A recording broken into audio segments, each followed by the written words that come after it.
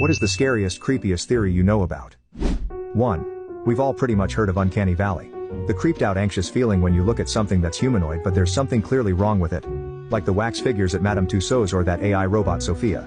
But my favorite theory to come out of it is that we get that strange feeling because somewhere along human evolution we've learned to be wary of things that look human, but aren't.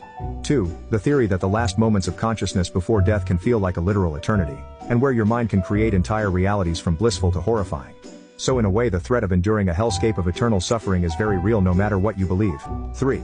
If the human body senses trauma it is unable to combat, it will switch off metabolism, pump endorphins and slip into a pain-free dissociative state. In essence, shutting down. It's been seen in air crashes and lots of places really. Basically your body can switch itself off. 4. Philosophical zombies. Theory that a good portion of the human race lack conscious experience.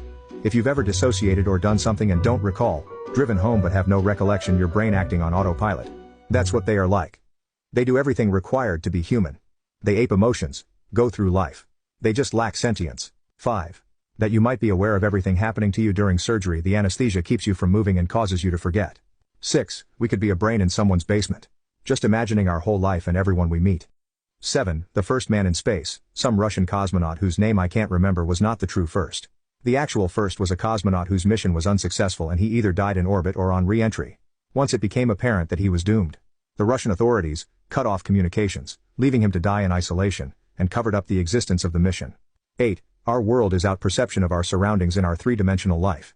It's possible that we are living amongst beings, things and events that we cannot experience because we are three dimensions and they are not.